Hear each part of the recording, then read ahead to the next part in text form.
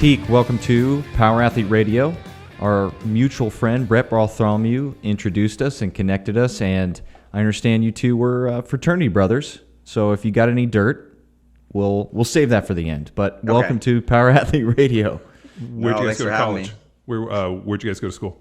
Went to K-State. K-State. Yeah, for undergrad, man. You've had a illustrious career, been through college into the NFL, and I'm sure we'll get into some experiences there from your perspective as a strength and nutrition coach there. And now we're in a venture that I'd love to learn about, man. So take us quickly through that career, and we'll have plenty of questions for you to highlight your portfolio.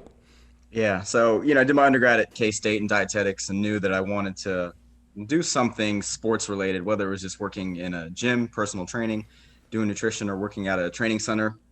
So I went through the whole process of undergrad and an internship, and really didn't have many opportunities when I moved back to Kansas for jobs. And some people had mentioned in the field, they're like, look, if you can't get work as a dietitian, if you can't get anything with university or a training center, make yourself a little bit more marketable if you have a background in kinesiology, exercise physiology, so you could potentially become a strength coach.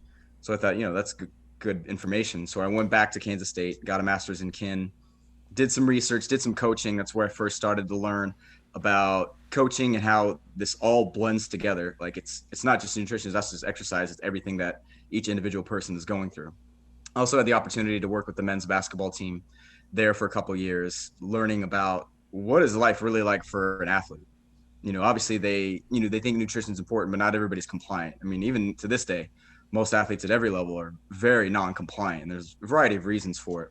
But just understanding that I had a huge amount of passion in one area, and I was trying to get all this information and throw these bullets at these athletes that have tons of information thrown at them from the dozens of people that they work with, and they're not compliant for a variety of reasons. So everything that I was telling them, they were nodding their head and saying, yeah, this is good. Oh yeah, these are the goals and I'm going to reach them and it's going to be great.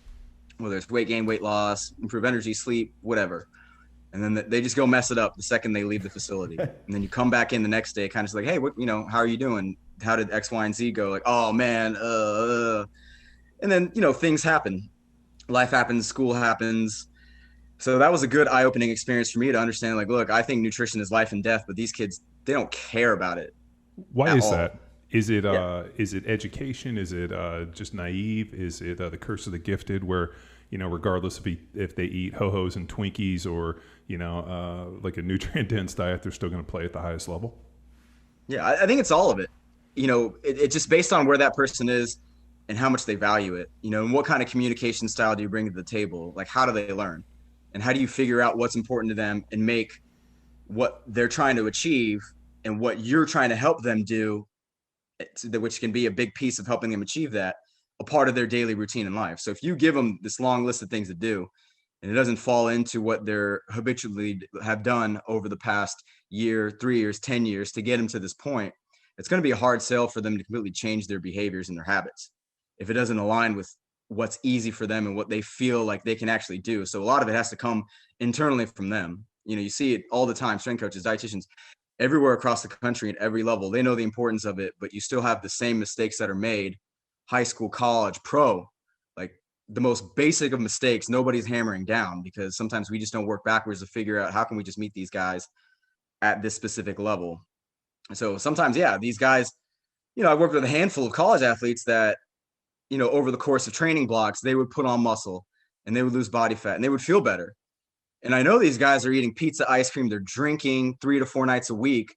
So then it goes back to, it's like, all right, well, how can you continue to be supportive and push your agenda while they're not following it, but still seeing and making progress? So then again, it's really just understanding, how can I get through to this kid and get him to trust me on a one-to-one level? And then I can start layering and calling them out. And then they don't feel there's a negativity or a stigma associated with it, because you have developed that relationship. And that's where I feel the coaching side is so important, as opposed to if you approach it from a practitioner, like a medical or health or dietetic side, because they have perceived thoughts about what they should be doing, but there's also perceived thoughts about the persona of the people in those positions, as opposed to, like, as a coach, a freshman or a rookie, if their position coach or their head strength coach goes to them and be like, hey, we need you to do this, this, and this. They're like, yeah, I'm gonna do it because this is the guy who's going to transform me or take me from this level to that, and not realize that there's so many different things that they need to be doing in all these different areas that will like work together with the strength and conditioning piece to help them get where they are. So, I mean, there's no one right answer, and it's tough because you still have these same battles with a lot of the people I still work with, and they're all dealing with different things. Mm-hmm. Do you find that, I mean, you're really talking about a very specific population, like a very tip of the spear, like the smallest sliver, which is, high level Division I professional sports, and then also, obviously the NFL, which is an even smaller pool. I mean, is there application outside of what you learned working with those athletes for the global bigger market? Or is it something like, when you work with the world's best, it becomes like pretty much anything works, but then when you start extrapolating out into a larger population, you really get to see and almost stress test, the approach that you're taking? Yeah, I think, when you start going higher up the ladder with the quality and level of athlete you work with, it's not necessarily trying to get them to be perfect in every single area, because they're just things that they're going to be doing better than everybody else. And it's a physical thing in their skill acquisition and their ability to apply it and make decisions in their sport. So, if I was working with Saquon, it's like physically, I'm not going to change a single thing about him. A lot more of it is what's going on between the ears. But if I'm working with, say a high school athlete or a 50-year-old lawyer who's trying to, reclaim his body, then it's like the things that I'll be able to present to them from a, nutrition training perspective are going to speak much more in terms of volumes and benefit, as opposed to like, I can't change an NFL athlete over the course of a short off-season training period and then in season in terms of their physicality. Like that stuff has to be done on their own when they have 4 to 5 months of time. What I want to do is just understand where they're at mentally and what is it that they need to do day after day, because, if you're going through a losing season, your psyche changes, and you know what that's like. When things are going well, you kind of roll it, testosterone's high, everything's great. But when you're not winning, then you go into self-preservation mode, and their ability to want to comply to everything that you've put in front of them to at least help them get through the season or stay healthy starts dwindling and going out the window, because now they're thinking, oh, it's a contract year. I haven't signed my extension. Oh, I'm going into free agency. So then it's like, okay, let me keep them mentally dialed in and engaged instead of working on just the physical. I think that's, one of the reasons why we had some success with the training program we put together, why a lot of the athletes really respected it. And, it's why we were kind of kept around for 4 years. It wasn't just all in your face all the time. It's like, we need to really adjust what we need to do for these guys individually. What's going on the field, how's practicing adjusting, what are the loads in the game, how do we complement what we do from a weight room and training perspective, and then also bring to the table these health and nutritional interventions to at least just keep them, healthy enough to get through a season while minimizing that injury risk. So it's not just prevention. It's like, this is the stress we need to apply, this is how we need to recover from it, and this is what we need to do for each individual guy. Was it normal for your position, you were helping with nutrition and the weight room? Is that a normal thing for the NFL, or is it siloed up? No, more often than not, I wouldn't say it's necessarily siloed, because you would want every single department to be communicating regularly, because there's things that just happen, roster changes, issues that happen not only day to day, but hour to hours. Somebody woke up with a crick in their neck, like, all right, well, now we're going to pull them from practice and they're not going to be lifting. And now that, they're not going to be doing anything for 3 days, we need to make sure the nutrition can kind of be adjusted to be able to support what they need to do to get better.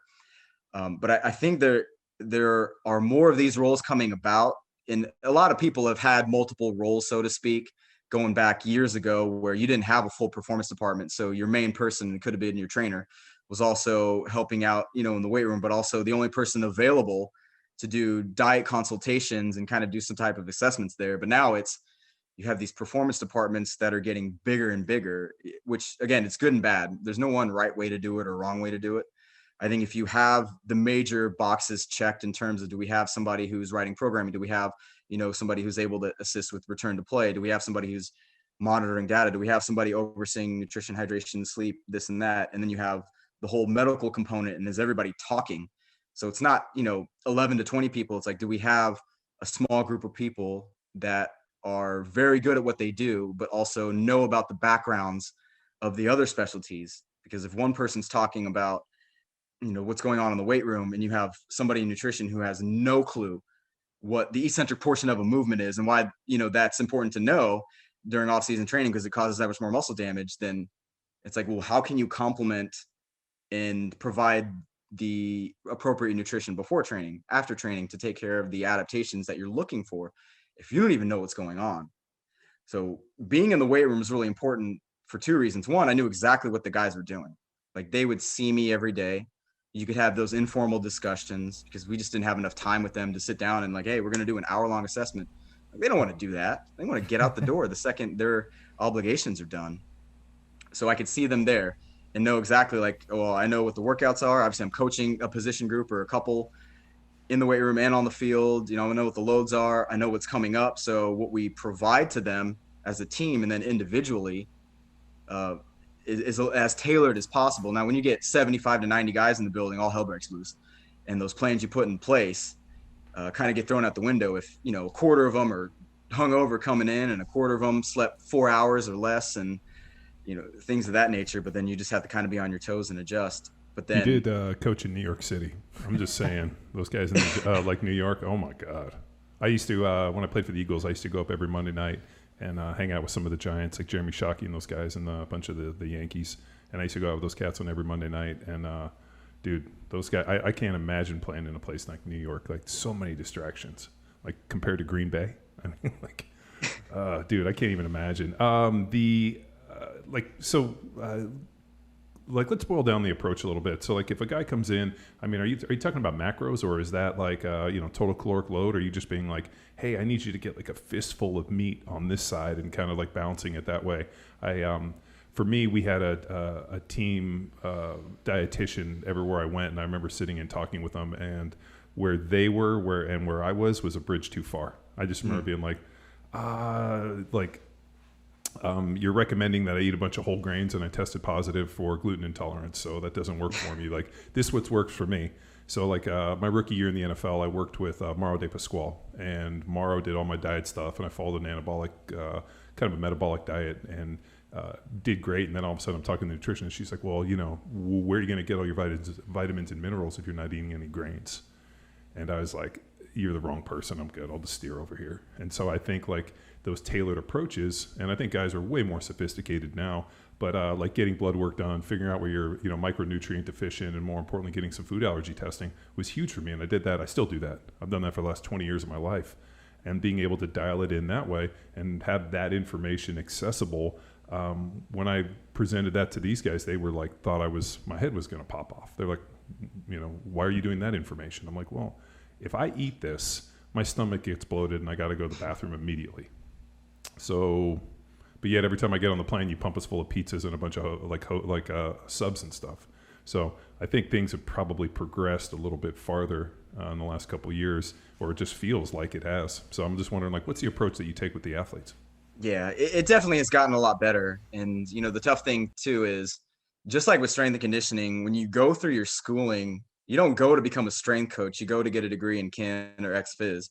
So some people might not even get any ability to coach on the floor or even learn how to do a year-long training cycle or program it out based on sport or sport need. And then individually, if you have regressions or injuries or things of that nature, the same thing with dietetics. You go through dietetics to become a registered dietitian, but there's zero sports application. And even then, the recommendations that you have, I mean, let's be honest, they aren't good enough to meet the needs of the average standard American, which is why 70% of the country is overweight or obese, because it's not tailored to each specific situation. So if a guy comes to me and it's not just one of those like, hey, coach told me to come see me, I'm like, well, don't come with me with that crap, because you're only going to be 5% in, and you're not going to want to follow and change, not only your diet, but your habits and your behavior. Like, you're going to go home and drink, 6 to 7 drinks. You're going to stay up all night, and you're going to come in 3 hours of sleep and wonder why you're gaining weight. It's like, even though you're eating 1,200 calories, I'm like, look, the underlying factor isn't getting assessed or addressed, and you're trying to change it in the middle of the season, half-assed. But I like to do as much of a full assessment as possible, because everybody thinks like, they want to improve their nutrition. They want to change their body composition. So, it's just diet only. I'm like, yeah, it's a big part of it. But if you're failing on these other ends, you're not managing stress, you're not getting proper sleep, you have issues going on the back end, that I don't know about, I could, you could be following, a really good tailored approach based on what they need, based on, training volume and cycle and the appropriate caloric distribution, what have you.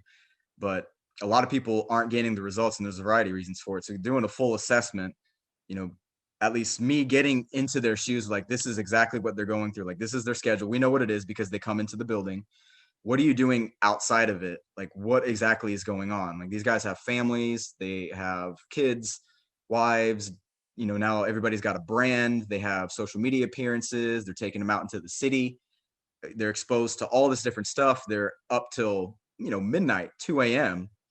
And I'm like, okay, I need to know all this stuff, because if you really want to achieve something, you've got to give up something. If you're too far from your goal and you're going to keep messing around outside here, like you're not going to be able to take the steps to go there.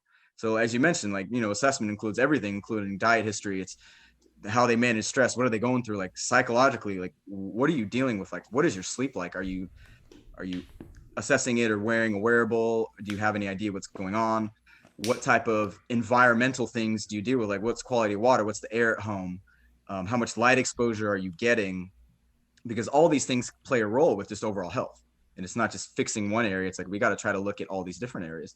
Same thing we do, when we was with the Giants, they have a great relationship with Quest Diagnostics. So we do blood work, we do sweat testing, we do, food allergens, looking at the appropriate IG tolerances and seeing, is there something there to be able to say, hey, yeah, you told me you have issues with eggs and it came up on your test. Like, all right, for your protein option in the morning for breakfast, we're going to get you something aside from eggs. So then it's understanding like this is what they're going through, and then just doing the general calculations. So we do, everybody does body comp testing on the guys, so you have more of an idea of where they're at, and then maybe even doing some. What do you guys use for? Are you guys using DEXA? Is it Bod Pod? Like, how are you guys doing that? So my first year there, they ended up getting a Bod Pod. So a DEXA would have been great, but as you know, you got to have the right space in the facility. It's 120 plus K. Yeah.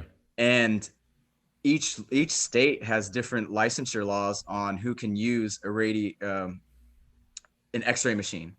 So in Jersey, you had to go through a 2-year course, pass the test to be able to be certified to use the machine. And I think it was like 25 to 30,000 for the schooling on that. It's like, what if I get fired after year 1 and then they got to start the process all over again? So sure, I like DEXA, but it was out of there. We had a Bod Pod we used. Again, in terms of monitoring, I think it's fine. It's kind of better than nothing. But what we started to do was we got more in depth with Anthropometry, looking at skin folds, circumference measurements, bone breadth measurements, and trying to quantify more of each individual person, as opposed to, we throw you in the Bod Pod. Oh, we want all of our linemen under 25%. And then if they're not under 25%, then, we're going to chastise them, or they need to get under, not realizing like, look, you have so many different body styles, even within the position, even within like tackles. Like tackles are all different. Guards are all different. Centers are all different. There are some similarities, but they're really different.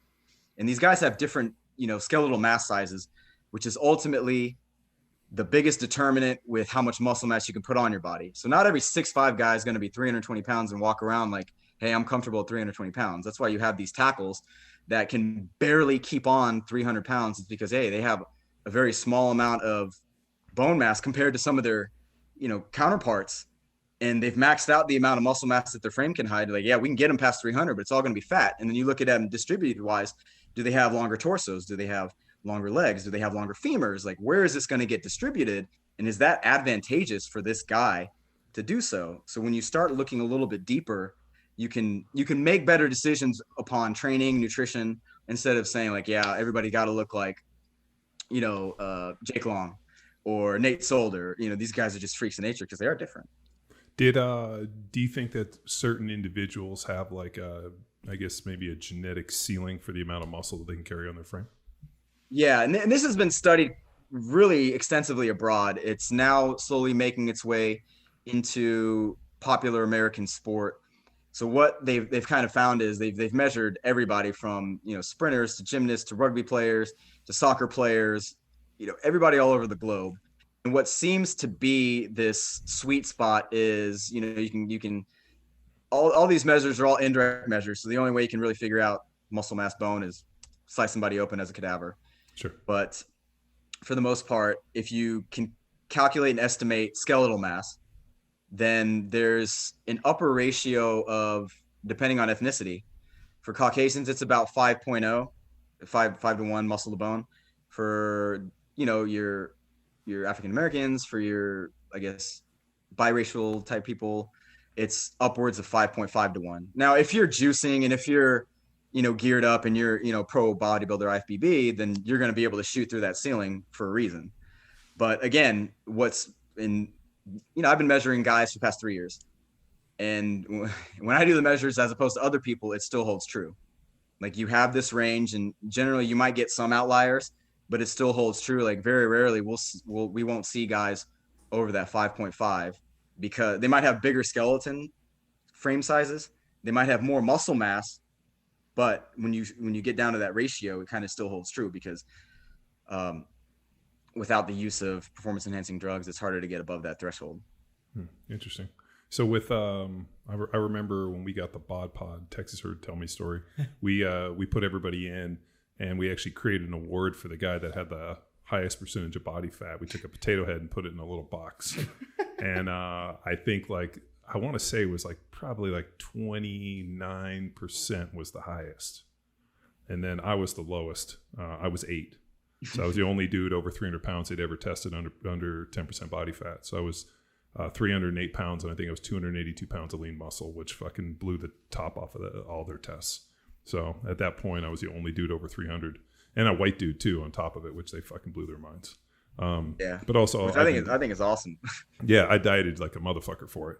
I was eating like ground beef and rice for like 3 weeks and totally cut water. Well, I wanted to fucking look great and win. We had a $10,000 pot on it. Damn. So, I mean, for 10 grand, I'll fucking suffer for 3 or 4 weeks. Didn't you say some guys brought like a roll of quarters in there? Yeah, you could cheat it. Trey Thomas took a roll of quarters and was shoving them in his butt crack, like rolls, and then was wearing his tights because it improves the mass. Like it can, obviously a roll of quarters, on the front side, right? No, I think he put it in his ass crack, and I think it was a couple rolls, and it helped him. He because everybody was mortified that they were going to get that. And I want to say it was like Hank Fraley or like Jamal Jackson ended up getting that bod pod award. It was fucking hilarious. It was some of my greatest work. But yeah, no, we were pretty funny with it, man. Like, as you know, just certain body types. And I think what's happened, the problem is that there were dudes that I played with, and I'm sure you saw this too, where you saw them with their shirts off and you're like, this dude looks awful, but god damn, this guy's a fucking athlete. Like, could move. And then I remember there was one dude they brought in, I think they brought him in on a Thursday. They signed him, and I watched the dude bench like 585 for like an easy triple on the bench. This dude was fucking massive. We went out on the practice field, and he was standing straight up defensive lineman, and I hit him, and he tea-kettled like 3 plays in a row. They cut him before practice ended. The guy was like, hey, come with us. We're afraid you're going to get hurt. I mean, this dude was every bit of 6'5", 300. I mean, he was so fucking strong. So it was so interesting when the body type and even the more awkward dudes tended to be really athletic, and you start noticing things like, that guy's kind of bow-legged and pigeon-toed and he's got real wide hips, and that guy just gives me a fit, or you'd see a dude turn around and he looks like he's got like a Chevy 350 in his pants because his ass is so big, and it just really just made me realize. And whenever people ask me, I'm sure you've seen this and you'll agree, the NFL is this like land of outliers, where like you take genetic freaks and these guys that just have such a unique skill set, and then you put them into this competition, and I'm always amazed by like what comes out. I mean, you're talking about some guys that are just freaks. I mean, Saquon Barkley's a great example. I mean, that dude's legs look like fucking tree stumps. And normally a dude with legs that big is usually not that fast. Like all the real fast dudes I saw always were kind of like high calf, smaller leg guys. But that dude is like Barry Sanders, just the outliers. Yeah. There's no sport on the world like football where you have the biggest discrepancy in diversity of sizes. You could have a 5'7", 160-pound returner, and then you can have a 6'7", 355-pound tackle. And then everybody in between. Like, you don't see that anywhere else in the world in terms of just size and then mass, which is awesome. And to your point, like, everybody wants to fixate on strength and body, like athletes aren't bodybuilders. Like, bodybuilders make the worst athletes for a reason. Like, people need to get that out of their head. Well, the analogy somebody gave me once was like a bodybuilder's glasses, or the muscle's a lot like glass. It shatters real easy.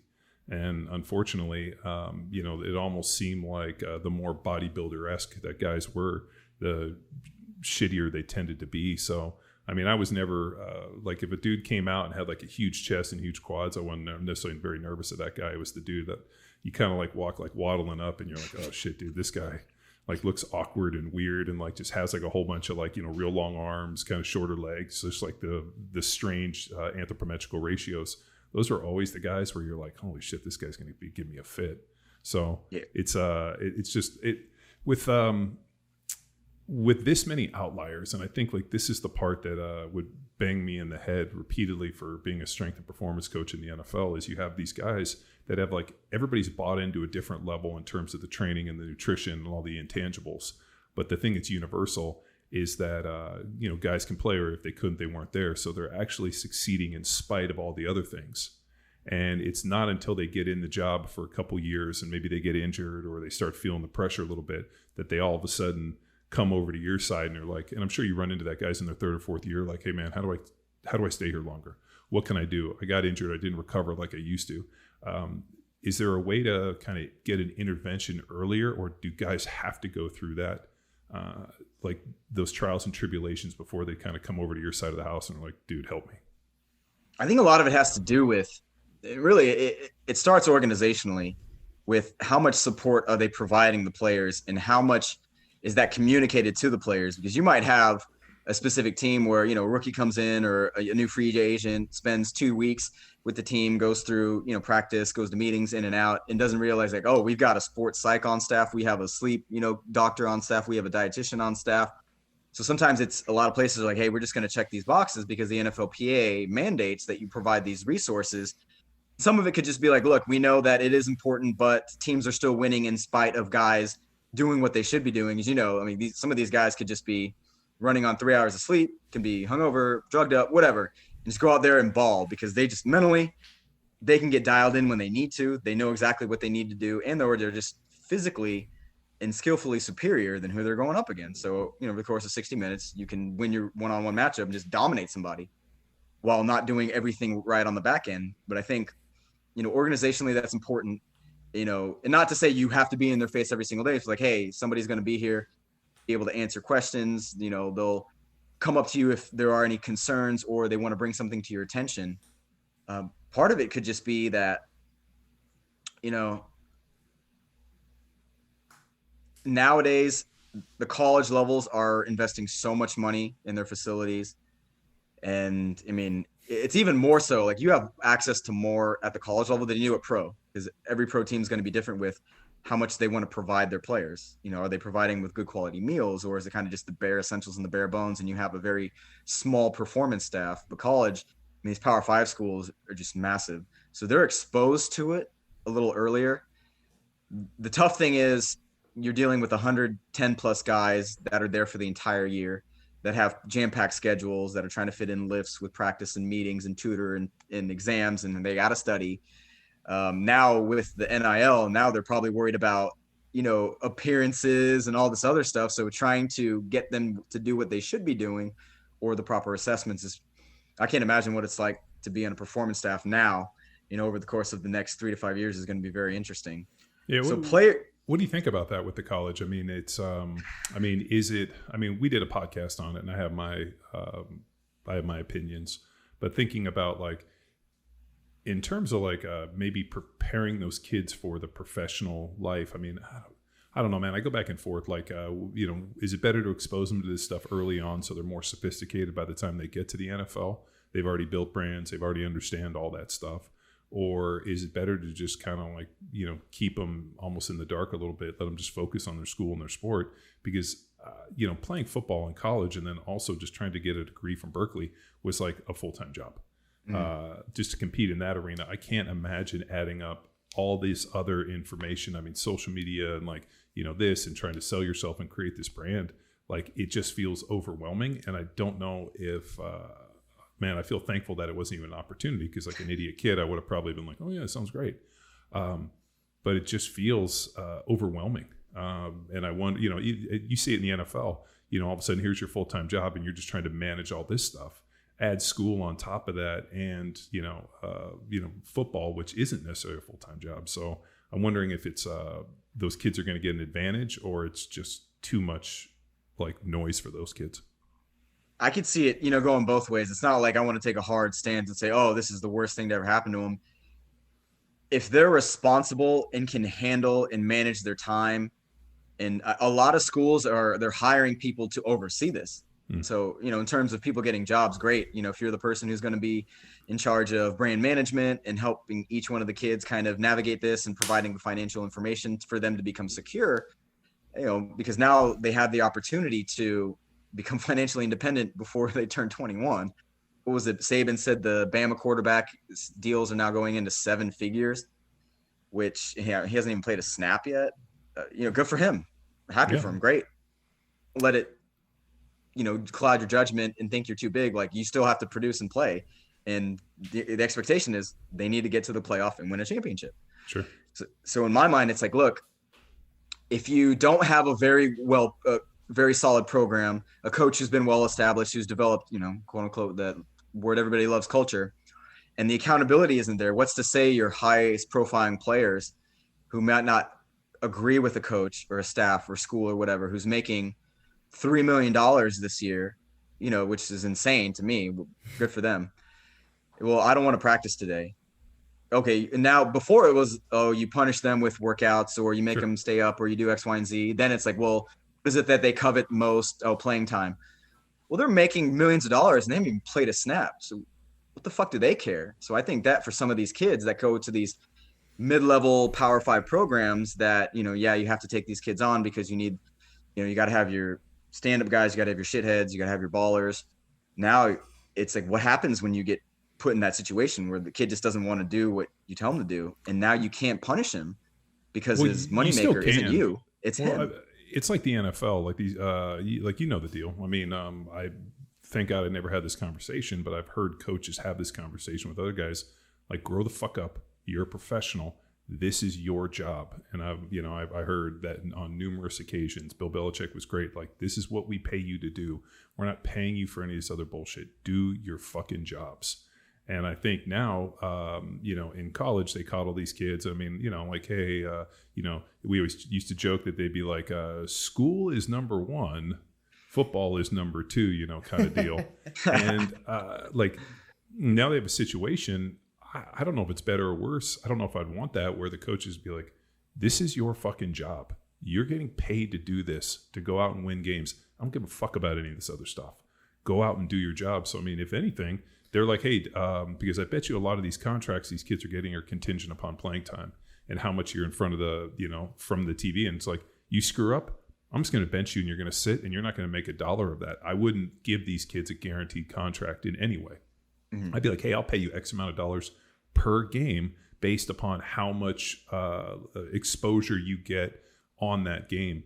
And I would pay based on that. And that's the pressure that any coach needs. Like, hey, you want to make that money? You got to get on the field. I'm the gateway. Now do what you're supposed to do. Do your fucking job. And like, now it takes it from like, like the day that we started getting paid was the day that all of a sudden, like, I mean, high school football was a blast. You go to college, it was still a lot of fun. You obviously know you're there to do a job in school and there's the trade for it. But the day you get to the NFL, all of a sudden you're like, man, I make no illusions about this. And people are like, oh, is it great playing in the NFL? I'm like, it was probably the best job I've ever had. You describe it like a job because it was. You show up. What do you think? It was like a party like you see on these like, Any Given Sunday movies? Yeah. No, it's a legitimate job. You show up with a briefcase and a lunch pail and a hard hat and you go do your fucking job.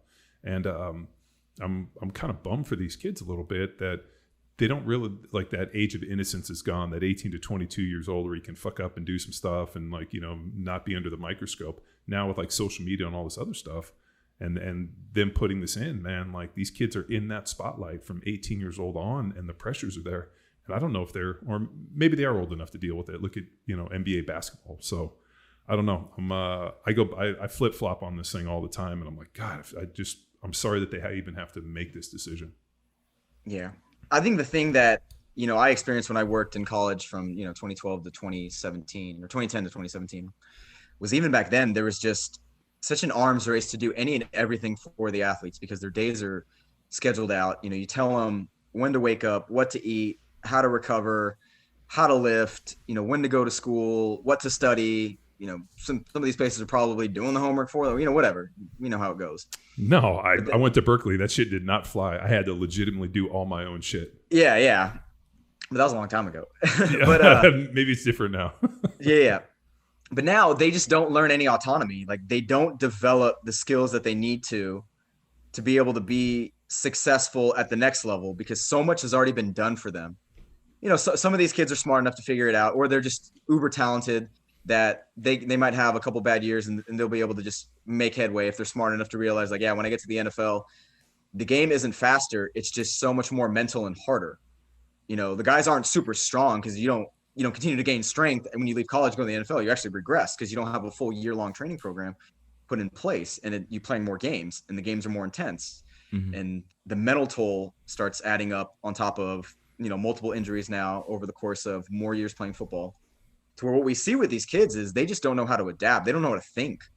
And the biggest thing I'll always say, and it's probably never happened to you, or you never dealt with it, is you see all these videos of what these guys do in the off season, like, oh, these crazy training programs and this and that. And I'm like, the biggest missing piece for these NFL guys isn't what they're doing training wise. It's mentally, they're not getting themselves prepared and into this schedule, into the season, to figure out, all right, if these things start going wrong, I need to adjust one or two things, or I just need to make sure that my plan is set in place, because the second the mind goes, it's gone. Like, as you know. And, everybody's worried about, oh, we had the greatest off season. We're training, we're doing this, and this, but how much time is being put into all those other important variables that have a huge impact on how these guys end up performing and how their health is going to overall impact. I mean, the biggest thing in the news right now is Simone Biles. And, obviously she's doing what she needs to do, and she can do whatever she wants to. She's more successful than I'll ever be. Good for her. But at the same time, it's like, when you don't have the processes put in place to be able to adapt and overcome the stresses of what being a pro athlete is, which is not easy, it's never going to be easy, then you're just not going to find the success you need to, no matter what you bench or how fast your 40 is or whatever you do training wise. And I think that reverberates back to college, is you're doing too much for these kids. And then now the whole floodgates are open with them being able to get money and sponsorships and deals left, right, front, and center, that they're not getting a chance to actually develop their mindset and become somebody who can overcome adversity. Because, my 3 to 4 seasons in the NFL, basically we were out of the playoff race, 3 to 4 games in. Yeah. And in my head, I'm like, what does it mean to these players who have to go through this entire season knowing that, hey, it's all for naught, and we have to start all over? Same thing with the coaches, same thing with all of us. So I think that's one big missing piece that people don't think about. And it's like, it's glaringly obvious. We had 3 or 4 first-round draft picks that ended up getting cut from the team because they couldn't figure it out. Yeah, you can't have like that blows my mind. Like but was this Pat Shurmur? No, my first year was with Coach McAdoo. Spags took over. They didn't retain anybody on the staff except for us on the performance staff. A couple of the assistant coaches got interviewed. Pat took over 2 years. I mean, I like Pat a lot. It was just a really tough situation with the end of Eli's career and the beginning of Daniel's. And we have like 50 or 60 million in dead cap money in 2019. It's like they're scapegoating these coaches, and everything starts at the top for all these organizations. You can change out coaches and players all you want.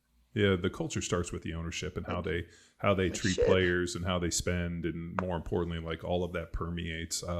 Pat was when I was at the Eagles, Pat was our tight ends coach, and then he went on our QB's coach. He used to come and drink beers with us during training camp, and I always liked Pat, and I like Spags too. He was one of our coaches as well. Love Spags, love Pat. I mean, Pat was a Michigan State guy too, so that was a nice connection, for us. Yeah, like whenever people, and you hit it right out of the park. The entire winning, culture starts with the leadership, and more importantly, the owners. I played for owners like Jeffrey Lurie. I played for, obviously, the Hunt family and all this stuff. I mean, it's really interesting. Like, if the owner gets to the point where they're like, I don't give a shit what it costs, we're going to win a championship. And you feel that like in every sector of it, all of a sudden, and you don't feel like they're just cutting corners to try to like save a dollar. Where there's certain times like when I first got to the Chiefs, I felt like everything was a like bottom line decision. You know what? We are going to cut lunch and just give them sandwiches because it's like everything was bottom dollar. And then all of a sudden, Lamar Hunt passes away and his son comes over and is like, fuck it, we're billionaires. We're going to win this motherfucker. And they bring in like a, new facility and this, and like all of a sudden went to the point where they were, just spending money and winning it. And they brought in Andy, and all of a sudden you see what happens. So they had the money to spend, and you get organizations that are just so inherently cheap that permeates on the players. And like, like the Giants, when they won, I mean, it's New York. Like, fuck, it's the biggest team in the world. I mean, people say the Cowboys are, but I fucking hate the Cowboys, so I can't say they're the biggest team. The New York Giants, I fucking hate the Cowboys. The New York Giants, I mean, that's the Big Apple. And it's such an interesting culture thing when the team is bought in and the ownership is bought in, and they bring in coaches and they like show a little bit like you said, dude, they first scapegoat the strength staff. Oh, like all of a sudden you'll see the strength coach get fired. And that's how like the head coach buys himself another year with, the indication that obviously we're in good shape, so we got to fire these guys. So they're always a sacrificial lamb. And then the coach usually gets fired the next year, and the ownership's like, oh, we're going in the wrong direction. Well, you hired these motherfuckers. Didn't you talk to them? Didn't you know the direction? And you gave them 2 years. Who can figure that shit out in 2 years, especially in that, the shit show with, like you said, with Eli Manning at the end of the year. So, yeah, Pat, who's a good coach and a good dude, got stuck in a real bad situation. Yeah, I think, him and Coach Mack both. And I like Joe. I think Joe's a very, very smart guy. Yeah. He's a great teacher, knows a lot. He's kind of like the CEO where he sees everything, and he wants to make sure every single aspect. And I'm sure, obviously, he learned that from Belichick and Saban. I mean, sure. The two best ever to do it. So, when you're dealing with that, you learn a ton. And if you have those chops to want to become the leader of men and create a program, which I think, obviously wish them a lot of success, and I still have worked with a handful of those players, connect with some of them regularly still, but it's tough because having been on the outside, now inside, now looking at things from the outside, when you see stories about what's going on in these other places, it's like, I know exactly what's going on. And it's funny how fan bases are so tied to the teams that they love. And every year they convince themselves like, this is going to be here. In my head, I'm like, nope. Look at the Cowboys fans. Nope. Look at the Cowboys fans. Every year, this is our year. Dude, ESPN is feeding like Dak Prescott pushing Mahomes for MVP. And dude, it's like, first of all, what did I tell you? That spiral fracture, that dislocated broken ankle that he had, I played with probably 5 dudes that had that exact injury. So what happens is their foot gets stuck, they get hit in the leg, and it basically dislocates, they pin it. 0 out of those 5 ever came back to do anything of substantial. So like when I saw that, I was like, I would invest. And then they go pay him a bunch of money. And I'm like, dude, it's like the running back who held out. They paid that. I'm like, you don't pay running backs. You like every year there's some kid that comes out of college who's no name who like is like the top running back and rushes for the most yards in the NFL. And I'm like, why would you pay running backs? Like the last running back to probably get paid was Emmitt Smith. Like that was the last dude. Like if not, you just run those guys through. So I'm just so amazed at like as having played and then obviously watching it now, I'm like I just am so amazed by some of these decisions these guys make, and maybe there's something we're not seeing in terms of branding or market, or they send out focus groups and they love this person, so it makes sense to pay him for their fan base because it's not about winning. So, no. At the end of the day, it's all about money, and that's why some of these teams, like you said, they won't shell out a few hundred thousands to potentially make back millions to billions. And as you know, in any industry, like if you want to be successful, you got to spend some money to make a whole lot of money, and it's worth it with anything that you end up doing. With me, when I work with athletes, I'm like, you want to get better, we'll work together, but I'm not free. You got to pay me, but you're going to end up better off in the end. And you're going to say, shit, I wish I would have done that 2, 3, 4, 5 years ago, because now, I'm armed with the appropriate knowledge and habits for life. And it's like, yeah, that's the point. Yeah, it's man, we said like I always felt bad for guys that had to go play at Cincinnati, or like my buddies, like, so Bobby Williams went to play in Cincinnati, and he used to call me and be like, dude, it's fucking awful. Like there was a rip in my sock, so I went to go get new socks, and they charge you. All of a sudden, you get your check, and they're like charging you $16 for socks, and he's like, like just nickel and dime stuff, and like that doesn't build winning teams and cultures, and like it's just players' perception. So if obviously you had a pretty cool deal with the Giants and got to see the inner workings of the NFL. Now that you're standing on the outside, is it easier to work with these guys and to kind of be able to shoot them straight without having to wear the crest on your chest and, be employed by the team in such a way? And now you can almost be impartial and be like, hey, I'm working with you. This is my perception, and I don't have to, temper it with what the team wants. Yeah, for the most part. I mean, I thought one thing I wanted to do when I was working with them in that situation with the team was just never really BS them or sugarcoat things. Obviously, there are things that you can and can't do. And it's NFL policy, it's NFL policy, it's organizational policy, and you do as much as you can, not in the gray area, but just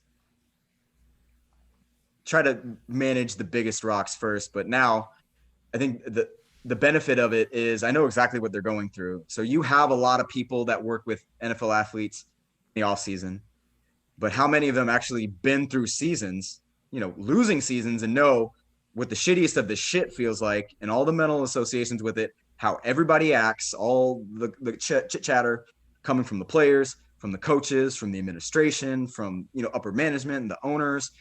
I mean, unfortunately, we had the 3 to 4 worst years in history of the organization. So I experienced all of that and I know what it's like.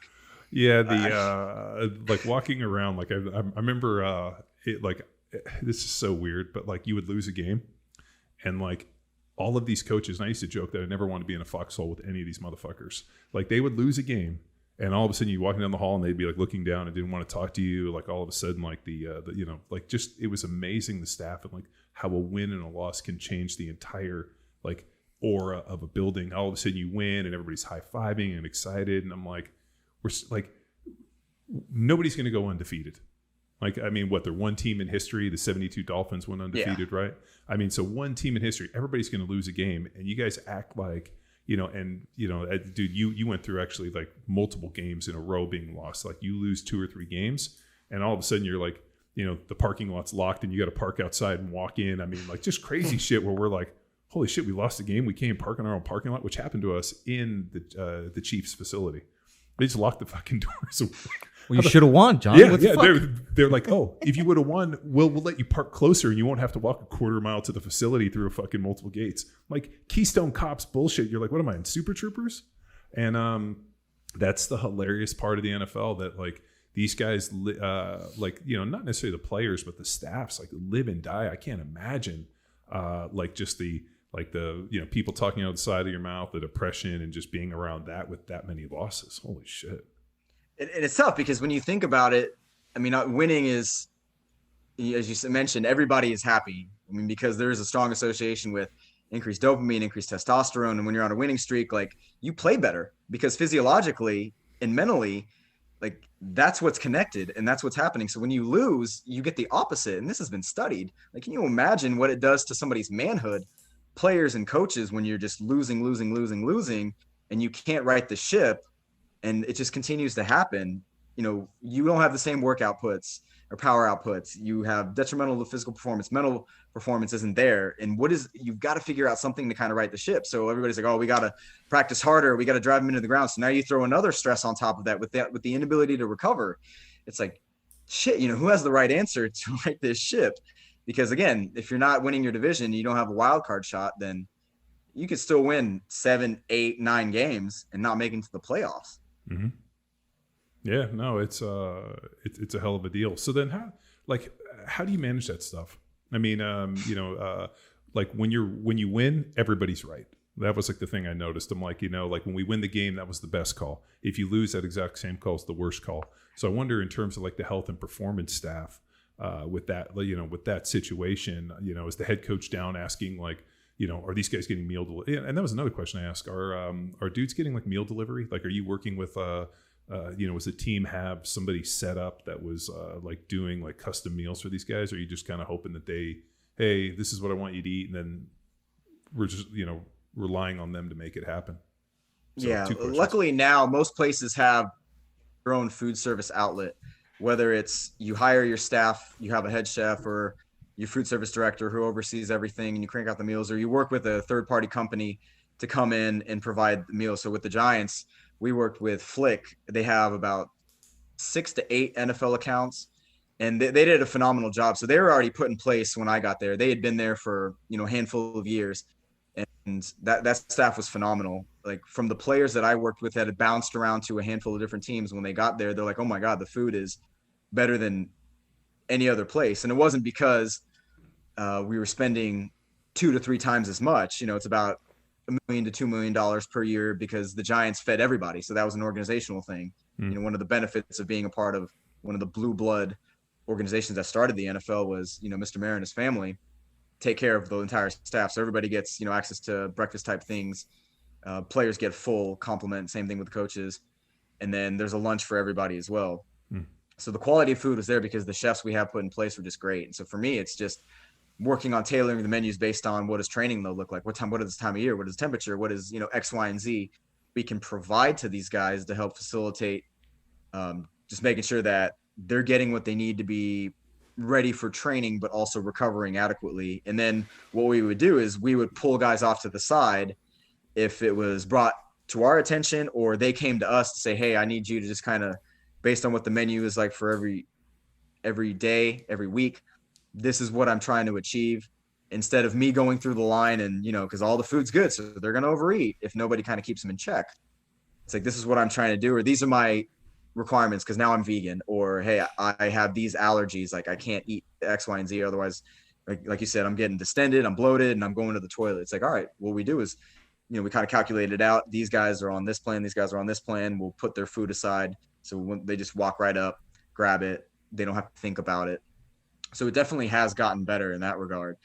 But because the roster turns over so much, so my first year was 2017, last year was at the end of 2020, there were 3 guys left on the roster from 2017. Wow. So you spend a year learning about a guy. You do the assessments, understand what his opportunities to get better physically. You do your movement screens, win games with body comp. Like you can't win games in that.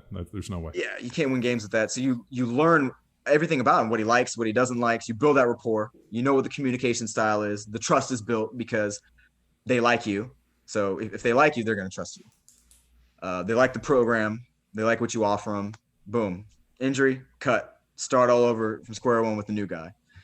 And it's tough because, you might have 35 to 45 new guys every single year that you're going to have to build a relationship with from ground one. As opposed to college, it's like you might have this guy for 5 years before he leaves. And then, you start over with the new batch of freshmen, and you start over a new batch of freshmen, and you get so much time with them. When we were in Philly, Andy Reid hired, Andy Reid likes to eat, shocker. But he hired this chef that he really liked, and I ended up making buddies with the dude. And he was like, anything you want me to cook you, just bring it in the morning. So, cause he had a badass smoker. Andy liked to eat. So I'd bring the dude like a turkey. I would go and get like a prime rib. I would just bring like the craziest shit I could find and just bring it in the morning, drop it off. And then I would take it home at night.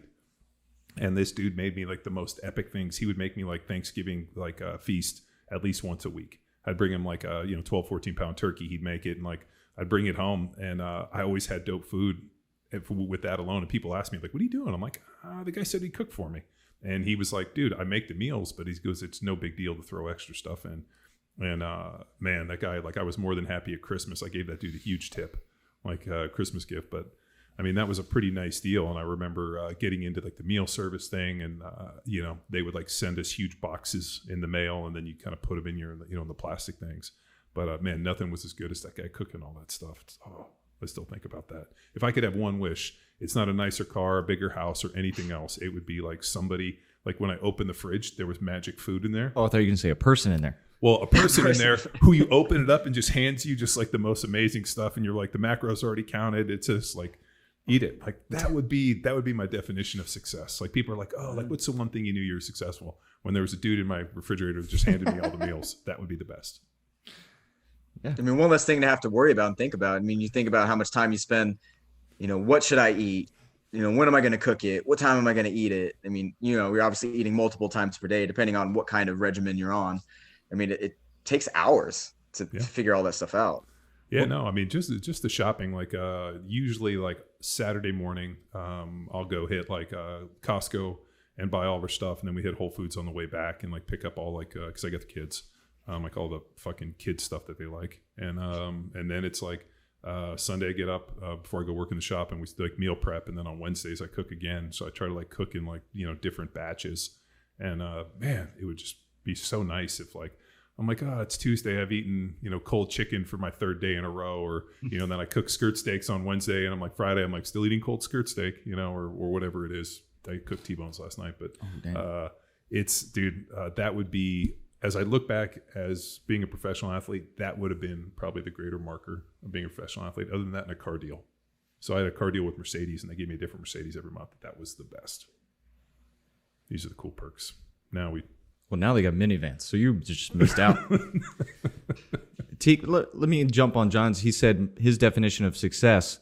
What would be yours? I saw the recent Instagram post where you explained your progress through your career, salary, and then you named a bunch of shit you wasted money on. So maybe that was an eye for success then, and you realize it was shoes, clothes, and electronics. I was peeping on your Instagram too, and I just laughed my ass off the amount of money I've wasted too. So yeah, man. So what would be your definition of success? And I think, you know, as you get older, you should change. Like you should change every 5 or 6 years, and that's the goal. When I think about myself, when I first started out, you know, over a decade ago, and I kind of cringed. I'm like, oh God, that was me, and that's what I thought. I was very fixed mindset. I wasn't a great practitioner. I, you know, put my foot in my mouth so many times. All I cared then was trying to make a name for myself, or I wanted a specific title or work with this team, or I wanted to hopefully win all these games or these championships. And, you know, that a lot of people think like that. That's just the young, naive mindset. And then you think about the things that you didn't have when you were a kid growing up, you know, and I grew up in a great family, you know, very middle class. My parents owned their own small business for 30 years. So, you know, hard work was instilled upon us, myself and my sister. But I was like, oh, I've always loved cars since I was a kid. I've always loved shoes, you know, always loved watches, things I never really had the opportunity to have when I was younger. And I thought, you know, when I'm an adult making money, and as you saw, not a whole lot during that time frame, or managing it appropriately, I was going to get those things for myself, because that's what I associated happiness and success with.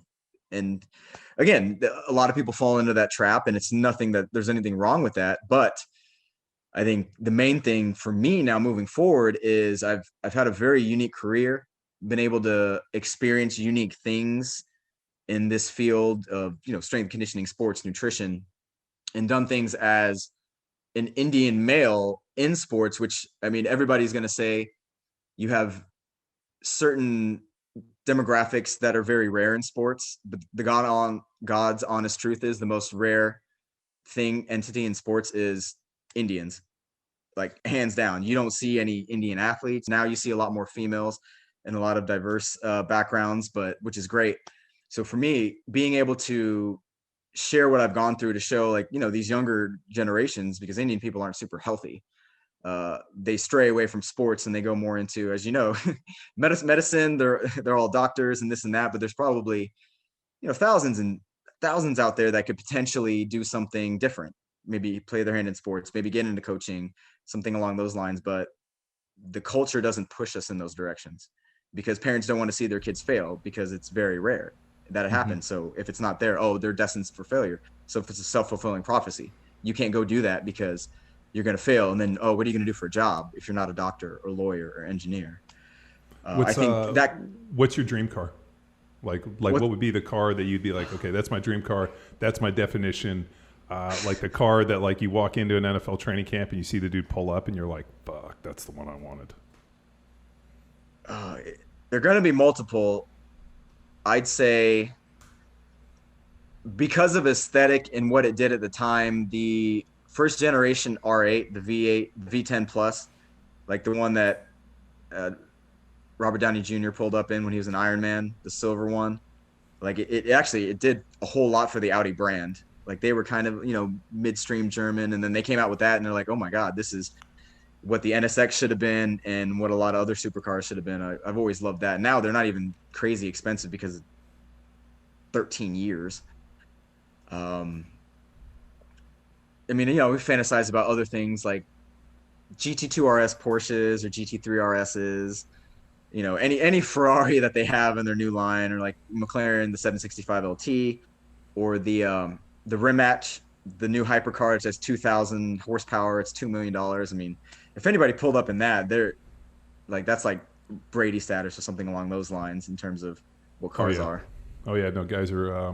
What was it? I forgot the one car. I'm totally blanking on this one. The supercar, like the Venom one. That was $1 million. Or was it like $1.2 million? And there were dudes pulling up in that one. Man, that's awesome. Were they on their second or third contract? No, they were rookies. No, I'm kidding. What about watches? What kind of watches are you into? So when I first got to the NFL, I bought a Speedmaster Professional, and then through a family member, I was able to get a Submariner, a blackface Submariner with the Nice. Cyclops. And then recently, because of financial things, I ended up selling them. Luckily, I got it at sold it for a gain and didn't actually lose money on it. But watches, I'm not too crazy about. I like the old school Pepsi GMT Master 2s with the old style bezel. Oh yeah. And then the Rolex Explorer, the Sir Edmund Hillary, and I think Paul Newman had a really awesome Daytona as well. I just think they're beautiful. Oh yeah. Like I'm not flashy. I don't need crazy bling. I've got tiny wrists, so I can't have anything big on them. Yeah, the Paul Newman's nice. When I was I think it was my second year when we got our royalties check. One of the older guys was like, "You got to take that money and buy a watch." So I went and I bought I think it was a Rolex Yachtmaster. And then every year I would take my royalty check and just buy a watch. And then I think I went into a watch shop. We were at the Super Bowl. We ended up going to the MC Championship game, losing. But we had still had all of our tickets and everything to go because, you got to treat it like you're going to win because all of a sudden if you win, you got to go the next week. So we just went to, San Diego and stayed in La Jolla, and there was a watch shop I walked into, and I was looking at a watch, and I met Tony Robbins, the motivational speaker. Banana hands? Banana hands. Legitimately banana hands. That's so funny. People are like, oh, you kind of look like Tony Robbins. I'm like, no, have you ever met Tony Robbins? Because I don't think we look anything alike. That dude's hands were huge, and he had this huge, big agromaglia head. So when people say that, I'm like, fuck you. But he had this badass Panerai. And he was like, dude, these Panerais are dope. You got to get one. So I ended up buying a Panerai 1950, and then I just got stuck on buying Panerais. And then when I retired from the NFL, I was like, why the fuck do I have all these watches? I'm not an NFL player anymore. I don't have any reason to wear them on Sunday. So I ended up getting rid of a bunch of them. And but yeah, it's there's little status things at least. You see guys like Strahan was big into watches. Every time I saw Stray, he'd be like, come check this out. Let me see this. Even when I saw him at the Hall of Fame for Tony's deal, he was like, what watch you wearing? I'm like, no watch. What are you wearing? And he showed me some crazy fucking thing he has. But those status symbols, man, when you're younger, and I think you make a great point. I appreciate this on your Instagram. When you're younger, you think those things are so impactful. And then as you get a little bit older, you're like, it just feels like a lot of stuff. And I wonder where that transition is, or at least for you. I think, when you go through a lot of different things and you see a lot of different things. From when I was at Oregon, I was coming out of my fixed mindset stage where it's not all about winning, because I had, we had success at Michigan State. We ended up going to the Rose Bowl, winning that. No one really thought we would. It was this crazy experience to me. The next year was a Cotton Bowl, and then going to Oregon. First year it was winning the Pac-12 and going to the Rose Bowl, and then a national championship. So when you're a part of something that, and you mentioned this before, when you're winning, you don't necessarily question anything. You're along for the ride and you think you're the hottest shit since, sliced bread, and what you're doing is really impactful. But when you kind of step back and look at everything holistically, it's like, man, I'm just a tiny piece in the cog. I just glad I didn't fuck it up. But when you get to that opposite side and things don't go your way, so the next year after that, we went to the Alamo Bowl. And if you guys remember this, we were up 31-0 at halftime, and we lost that game. Who'd you play? Was it Texas?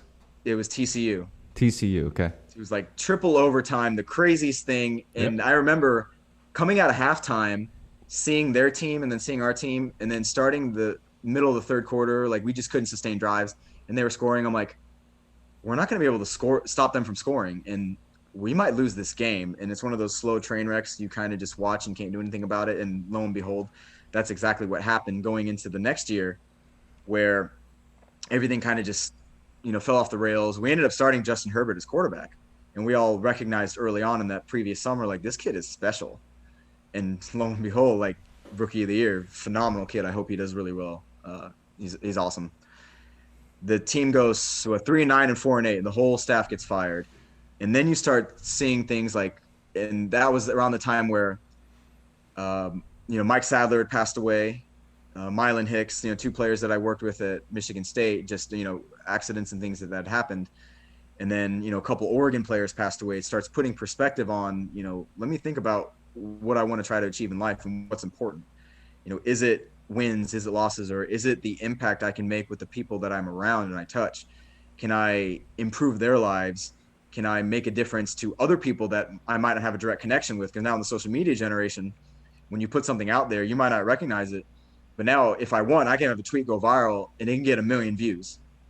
And that's crazy to think about, like putting my thoughts on an app and it resounding so strongly. So when I put that post yesterday, I didn't know how it was gonna go over. I'm like, well, maybe I hope this can shed some light on things that I did wrong for 7 years. And now, fortunately, if I hadn't worked in the NFL and transitioned to becoming more invested minded, I wouldn't be, financially in a better place than I was before. And luckily, that actually reverberated really strongly with a lot of people. So I'm glad that ended up happening. But then some other people might, anything you put out there is going to be open to interpretation from good people and bad people. Fuck it, whatever. Someone could be like, oh, this motherfucker only wants to talk about working in the NFL. I'm like, and how much he made. I'm like, look, there were people that made a lot more than me in my position. There are people that make less than me. I have friends that Did you get that feedback? Was that feedback actually came to you? Because as I was looking at it, I was like, man, I didn't know that these strength coaches and these guys got paid this little. I thought that for some reason they got paid more money. I thought from the athlete perspective, it would be very eye-opening because, when you're bumping shoulders with everybody and, I never asked what guys make or what their checks were like, but you just see like, oh, he signed for this, this, and this, or guys like, hey, I'm on the minimum. And you know what those are. You know what practice squad is. Yeah. I think the players definitely think that staff make a lot more than they actually do. When they actually start seeing these figures, they're like appalled. And I'm like, it fucking sucks sometimes. I saw the money and I was like, man, I thought that these guys would be making more money. So when you said that, I was like, fuck, I can't believe. But it's the same reason that Conor McGregor posted that picture. Did you see he had like a Lamborghini yacht built? That was like I heard about 150. It's all black. Like it's the most amazing thing I've ever seen.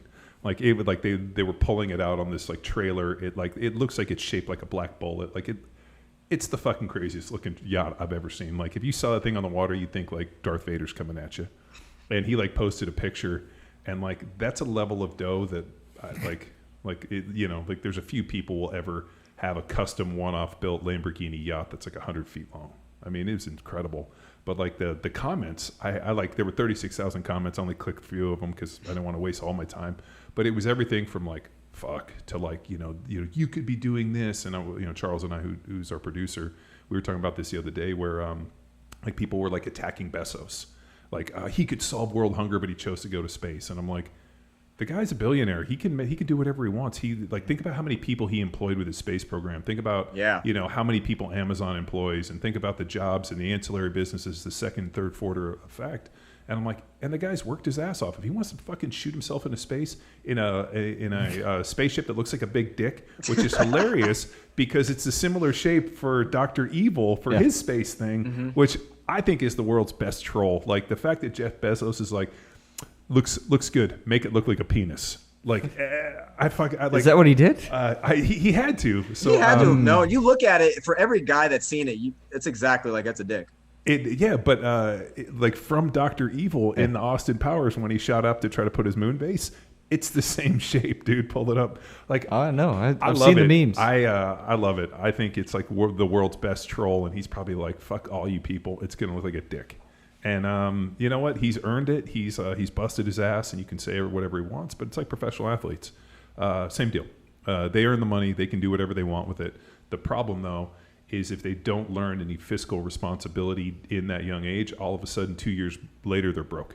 And it's because all of a sudden unfortunately most people will live up to their means.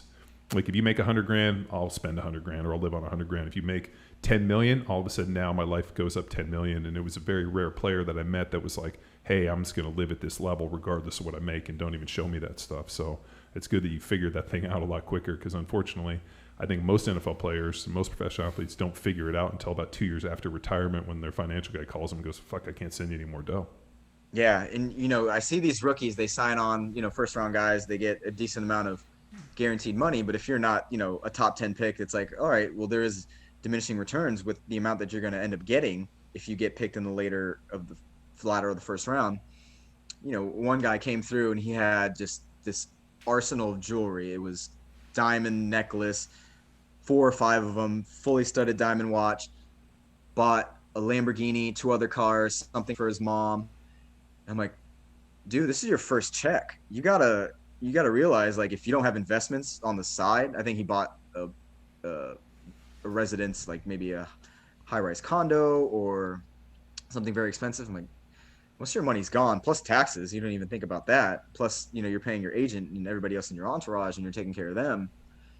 I'm like, you can do whatever you want with your money, but there's a lot of guys now in the locker room that are older guys that have played 8, 9, 10 years that are trying to teach these younger guys about being financially responsible, generating, wealth from multiple streams.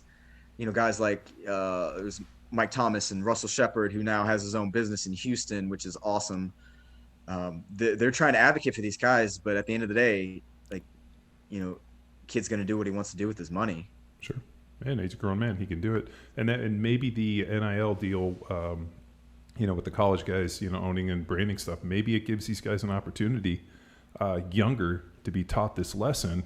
Maybe, all of a sudden, instead of once they get to the NFL when they're 22, 23, 24, 25 and making these errors, maybe they make them at 18, 19, and 20.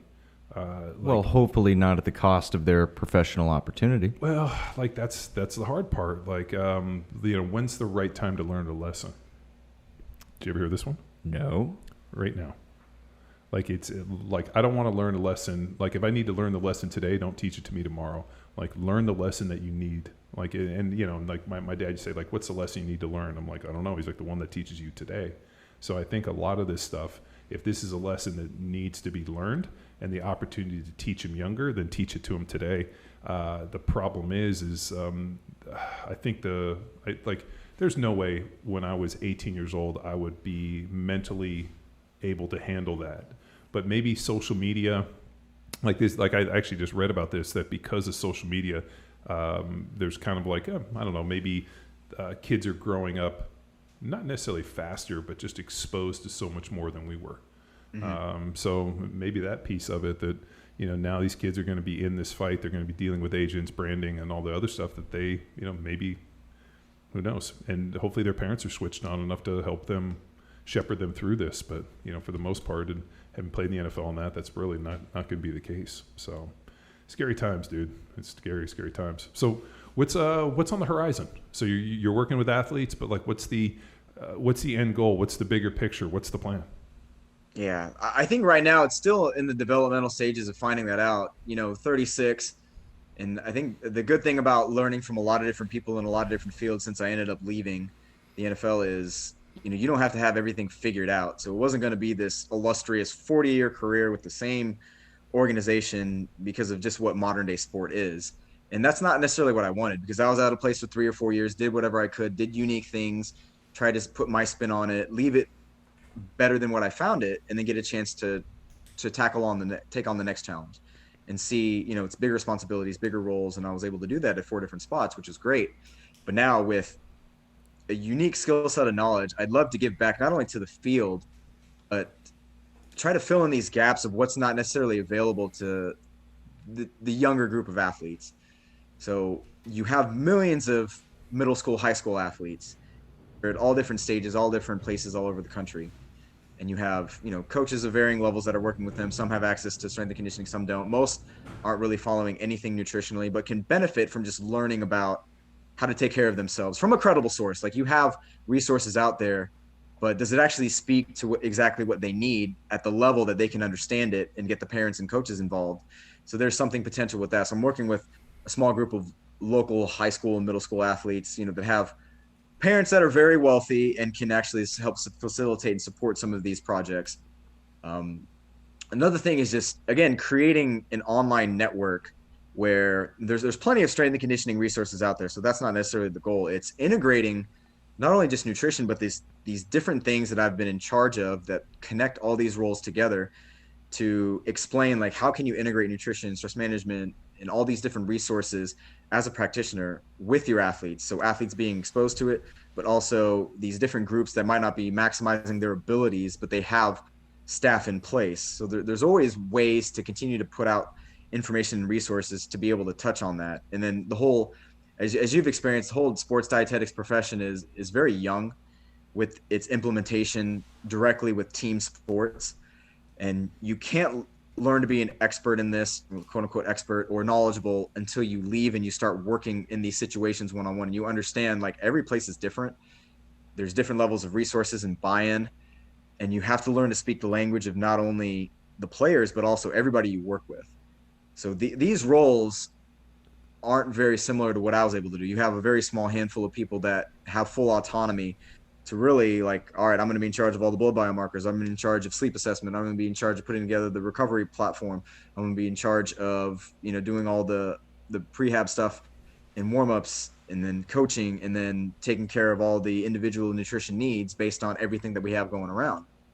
And right now it's moving more towards like a food service aspect of nutrition, of like, oh, we hire somebody and they take care of what the meals we have and post game and making sure the locker room is stocked and this and that. And more so on the college front, but it's trickling into the professional setting. So people aren't getting a chance to maximize what they can provide in terms of value because they haven't been exposed to it. GMs and ADs and coaches don't know who to hire. So showing them like, look, you can hire somebody for this role and getting a lot of value out of it, not just, oh, it's a nutrition who deals with food service. It's like, look, this person can work really closely with your strength staff and work really closely with your data management and work really closely with your medical staff, because as you know how important nutrition is, like more than most professional athletes. If you get somebody in the right frame of mind to really connect those dots, it can be a valuable addition to a team. Again, it's going to take time to build that out. Well, I also, for me, like I was, obviously I got to play a long time, but I think there were people that were a lot more gifted than me, and there were things that people could do that I couldn't, and so I had to err on the side of this other thing. So, like my training and all the stuff I did. And then the interesting part is I never got an off-season workout deal on any of the teams. So because of that, I was like, well, if you're not going to pay me to be here, I'm not going to stay here. I'm going to go out and I'm going to find the world's best and work with the best people I can. And every year they'd be like, oh, so-and-so made 90% of their workouts. You didn't make any. And I'd be like, all right, well, let's show up and run the conditioning test. Let's do our initial training. And then I would fucking smash them and then go in and start and be like, you don't have to train at the facility. I don't need my hand being held. And if you wanted to hold my hand, then write me a check and I'll stay here. And that was a big gripe that I had. But then when I asked them for it, every year I'd be like, can I get an off-season workout bonus? They're like, no. I'm like, well, then fuck you, I'm leaving. And it was just a really strange, like, fuck. I battled with that. But it's like, for me, like my margin of error had to be very small. Like I had to make sure all that stuff, because I just wasn't, I played with guys that were 6'8", 350 pounds, and we're like, big basketball players, and we're just so gifted. I'm like a try-hard white dude who's basically trying to like knock down all these pins so I can stay here for as long as I can. And that was just who I was, and I realized that early on. I made no illusions, so I think if like guys can get a dose of reality pretty early, then you got to figure out exactly who you are. I remember I came in and started as a rookie, but they were showing me tape on like all these dudes who were like 6'8", 350-pound black dudes. And I remember finally asking the coach, I'm like, you got any like 6'5", 300-pound white dudes you can show me video on?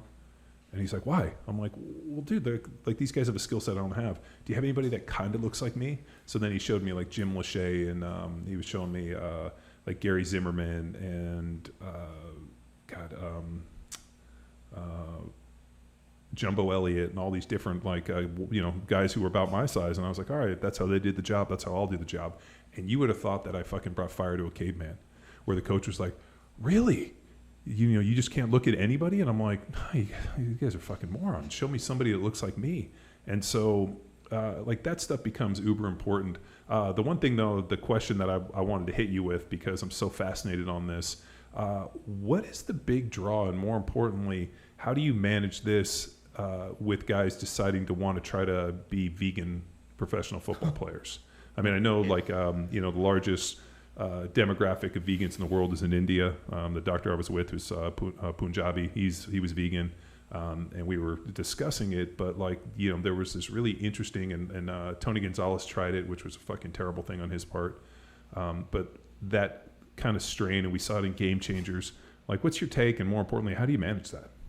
Yeah. And it's tough because you now have a higher percentage of guys that are trying it and more interested in it, because there's just an association with watching something like Game Changers or an article in the media. As you know, it's easy to sensationalize and cherry pick studies to prove your position. And that's the tough thing about nutrition, is you can legitimately find a study to prove your position that disproves another one, and then they can do the same thing on their end, which makes, the nutritional dogma something that's never really going to go away, because people are going to pick sides and they're going to hold on to it as much as possible, and then they're going to throw shit at the other side too. And those Netflix documentaries don't necessarily help, because these guys are more engaged with streaming, phones, things that they have instant access to. So if they read an article and it cherry picks the information to say, oh, if you don't go vegan, these things meat is bad, it increases your risk for X, Y, and Z. Well, yeah, you can mitigate that by eating fruits and vegetables. Duh. Everybody should be fucking doing that. But then they think this is the way to go. So they have a very shit diet to begin with, eating a lot of ultra processed foods, drinking a lot of alcohol, sleeping like dog shit, not really supplementing the appropriate micronutrients that they're missing out in their diet. So they end up like, oh, I'm going to eat a lot more fruits and vegetables. I'm going to eat a lot more beans. I can't have, fried chicken. I can't have these processed foods. I'm not going to have, meat out of a carton. I'm not going to go get, burgers and fries and whatnot. So now I'm eating less ultra processed foods, which obviously is what you should be doing to begin with. So you start feeling better. So then you automatically have this association with, oh man, I feel so much better. My joints are, I lost a little bit of weight. And then you don't necessarily realize, like, you could have changed your initial habits to be doing the things that everybody's recommending you do, and you would automatically feel better. But then you won't be missing out on the adequate amount of protein, B vitamins, creatine, essential fatty acids, zinc, X, Y, and Z, which now you have to supplement with if you're not going to be able to get it in the vegan diet. So at the tail end of my time with the Giants, a lot more guys were starting to do it, to the point where it was about 10% of the team where we'd have to set aside specific things for them. And again, my goal isn't to change their mind and say you're doing it wrong. My goal is like, all right, tell me what it is you're doing. Let's figure out what you might potentially be missing by not eating animal sources. And if you want to supplement with it, this is the reason why I think you should, and this is how you're going to do it. What do you think? And a lot of the guys are very open to it, which is great.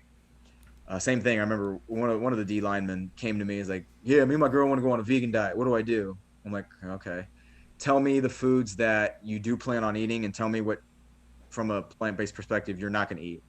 So you can do a vegan diet wrong. You could eat cereal all day, and some almond milk, and that's a fucking vegan diet. Not to say it's good for you, and you're going to see great results. So, we assessed him, and I'm like, these are all the things that you're missing, because you said you're not going to try to get it from food. And I sent him home with a bag of supplements. I'm like, this is ridiculous. Well, I mean, just the basic understanding, and this is where I think so much of it gets lost, is like, let's get into like the basic physiology. How do you put on muscle? It's impossible to, or next to impossible, to put on muscle in a low protein environment. So like, all right, where are you going to get your protein at? We know that like nutrient density, that, you're going to have to get, let's say 500-600 grams of pea protein to equal what I can get in 200 or 300 grams within animal based, like a steak, for example.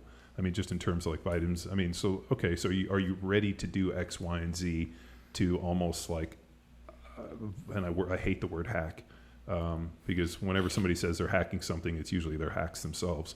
I'm hacking health, or I'm a biohacker. But like, there's a way into it, and they did it in the Game Changers. They showed bodybuilders that were vegan, but then if you go back and you look at the amount of protein that those guys are consuming from like, pea protein and hemp protein and all that, it's like 20 shakes a day of like 50 to 75 grams. Like the amount of like protein these guys are consuming, like the smell must just be incredible around those dudes. It must be like fucking not, toxic.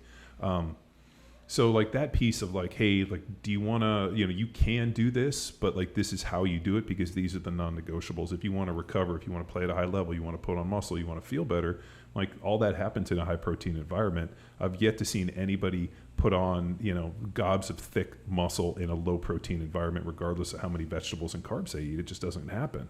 I mean, but then on the other side, you get guys, and I'm sure you've seen this, like, oh, I want to go on a low carb diet. You're like, why? Oh, I want to get ripped. I'm like, okay, do you really think that like there's a direct relationship between carbohydrates and being fat for middle America? I'm sure you've dealt with this too, and you're like, well, the leaner you are, the more carbs you can handle. If you're 30% body fat, you probably don't get any carbs. If you're 10%, I mean, shit, I've been around, dudes that were, 7-8% body fat eating 500 grams of carbohydrates a day, and they were fucking shredded.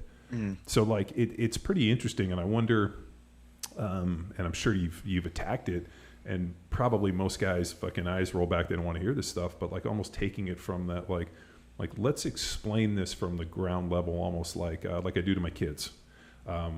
Where does muscle come from? And you were talking about eccentric loads, right? So you got eccentric, concentric, isometric. Isometrics develop stability, and you kind of like break all these pieces down, and then you present them the pieces, and you're like, okay, if this is what we need, does that fit the narrative in which you're giving back? And we do this on this podcast. I do it with context or consultations all the time. Like, all right, here's your goal.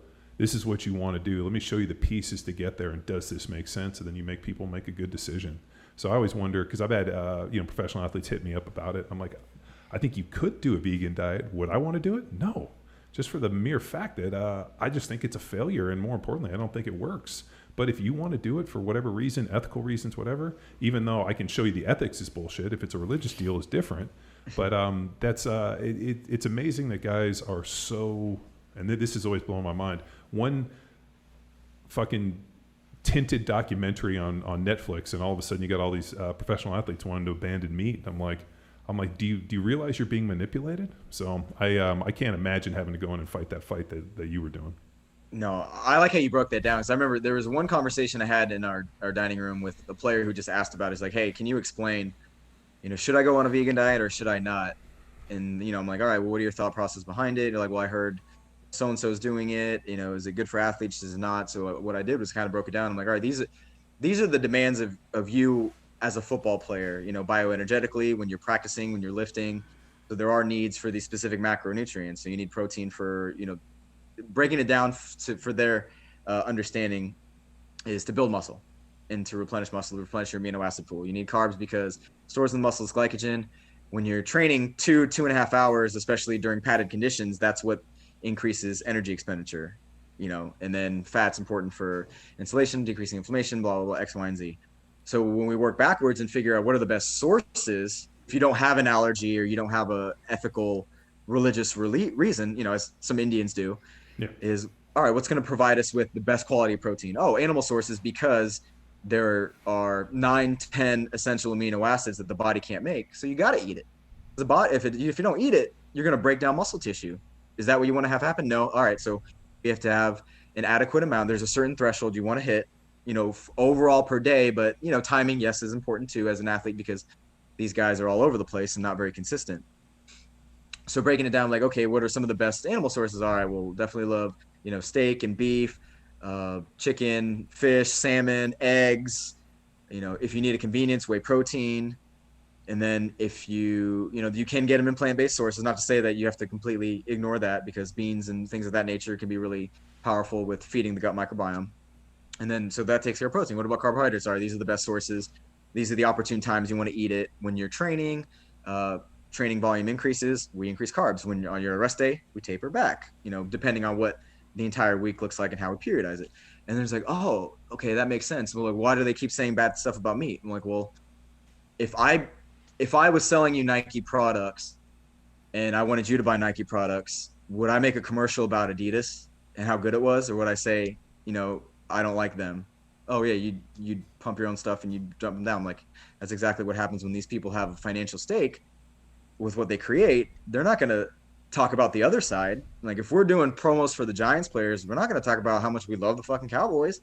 No, we're going to talk about how much, whatever they suck. They haven't won a Super Bowl in however many years, and Giants have won 2 since then. The worst. And there Cowboys you go. fans I threw that in there for the you. The worst. Well, dude, we used to go up and beat up on the I probably can't say cowgirls now, which is how we refer to them. But we used to go curb stomp those dudes. And it's funny, now living in Texas, it's like people start talking. I'm like, well, it's not just Texas. So I lived East Coast for a bit and then would run into Cowboys fans. So I'm a Houstonian, and then would ask them like, oh, you're from Dallas? No. Oh, Texas? No. They just liked it, so I could never understand how they got into that. Dude, I've met people that never been to Philly and are huge Philly fans. I've met people that were like, I'm just so much a homer. I didn't like it. Yeah. Well, I mean, yeah. Houston sucks. I'm just used to losing. A bitter fan.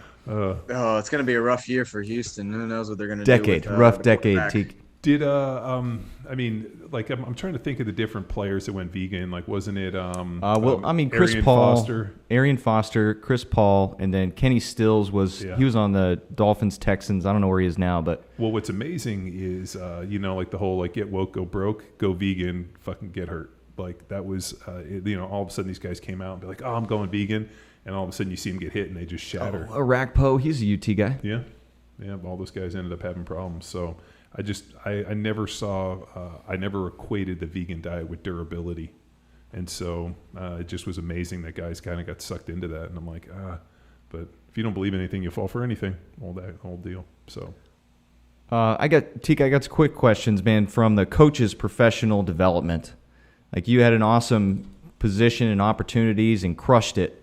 But there's a lot of coaches out there that are getting their ass kicked and, taking grad assistantships or just taking internships, and they have their master's degrees already and just getting their ass kicked financially, emotionally. They can't afford to have families or do anything. Like, what is the future of this profession screwed, or the things that need to change from your perspective, or is it just part of the grind? It's hard to say, and this is something that does get talked about quite a bit, and I've had multiple conversations about it. Like, how do you fix it? And I might not be the person that has the solution or answer. I can only provide my thoughts on it. It's when you have a field of people that are so passionate about what they do or what they want to do, and you only have X amount of great paying gigs, and the realization is everybody thinks then feels they have to start somewhere, so you pay your dues, you work these insane hours, sleeping in the weight room or on floors or X, Y, and Z to be able to have that opportunity to be connected to somebody. So really in this field, it's all about who you know. In any field, really. It's when you have these job postings that come about, or, somebody's moving on and there's an opening, and like more often than not, that job's already filled. Like there's somebody that someone has in mind, and they're like, hey, we're just going to post this because HR says we have to, but we already know who we're going to interview. We already know who we're going to hire. And, there's two reasons for that. One, familiarity is helpful and it's comfortable. So if you have this staff that's put in place and you know who you work with and you know who you can trust, you're not just going to take a shot on somebody you don't know, even though the resume looks good. Again, even if you have a great resume, you could end up being a horrible fit. So it's not necessarily who has the most experience or who has the best credentials. It's what does that group need, or what kind of rounds it out. So that's kind of like the best way to look at it, instead of hiring somebody who thinks like you and looks like you, which happens all too often. I had another post that says, diversity in America, where everybody looks different but still thinks the same. But it's really tough, because now you have these positions that are full-time at 20 or 30K, and you're going to end up working 60 hours. You might get benefits, you might not. And you're legitimately making $9 an hour or less. Like, you're an intern working full-time, to the point where we now are at the point this day and age with social media where you can build a brand. Like I've taken on clients and I haven't even set up my website. Luckily Twitter and having some experience in the field helps quite a bit, but it's not the only way to do it.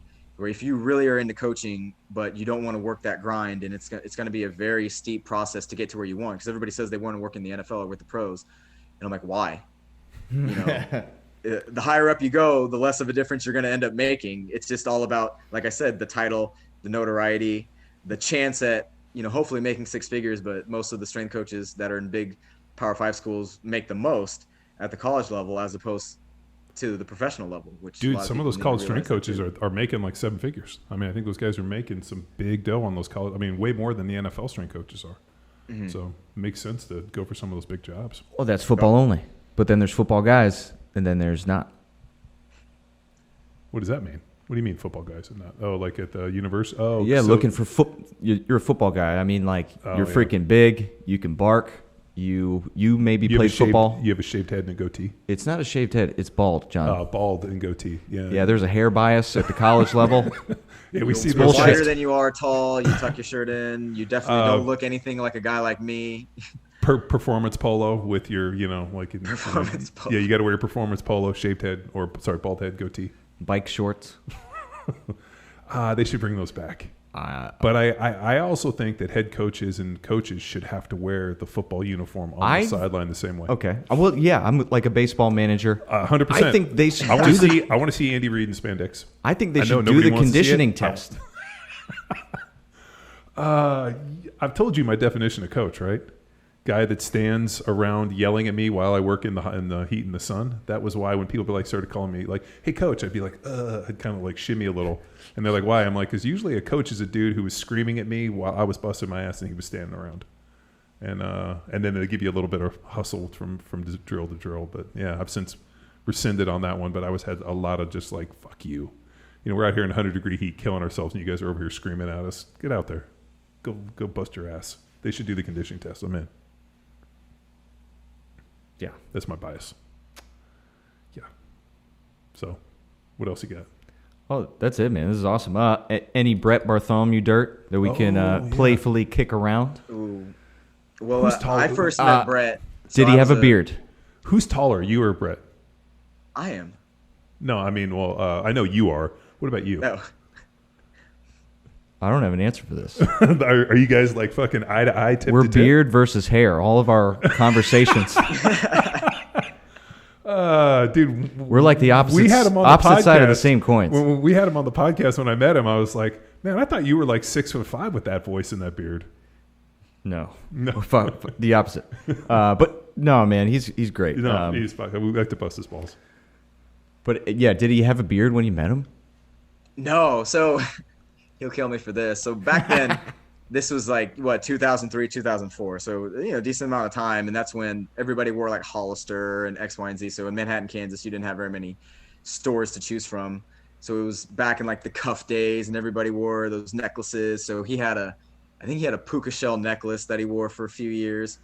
I still give him shit for it every time I connect with him. And then I remember when he was rushing, or his first year, we had a couple of our new guys, and both of them had like loud systems. And I think Brett had one in his Blazer. He had like this 2-door black Blazer, and he had like this subwoofer off with one of our other guys. And Brett's a huge, like Eminem, 50 Cent fan, so that's what he was bumping. And that's one thing that I definitely remember about him back in the days. I would always associate him with rap music and 50, and that's something that we had in common too. I can't be mad at him about that. I mean, to have a Blazer with some 15s in the back, bumping. But well, to our listeners, Teak, we offer up Spotify playlists from all of our guests, so we'll be hitting you up for that. So if our listeners want to poke it up, we'll put it in the show notes. Dude, I'm a fan of all gangster rap and all that stuff. I mean, the stuff I hear now, I'm like, but I also wonder if that's just me or if it's just crappy. Do you have any music I'm with theory? You, but still listen to it just to be relevant and connect with these modern day kids. Just to, one talking point, be like, "Oh, did you listen to that new Lil Baby?" Yeah, I listened to it. Do you try to introduce like your favorite to these guys and get their take? No, I listen to everything, like legitimately, old school R&B, 80s rock, because it reminds me of high school and football and me getting into lifting. Yep. EDM dance music, hip hop, country, because I went to K-State, so that'll always be with me. So I got a little bit of everything. No, I mean, I still drive around with my kids in the car listening to like 80s gangster rap. I mean, it's like NWA, Ice Cube, Eazy-E. And then I say funny shit to them, and they're like, "Dad, we listen to them." I'm like, or I made a comment to them the other day. I'm like, they asked me a question. I'm like, "Because I'm not a punk bitch."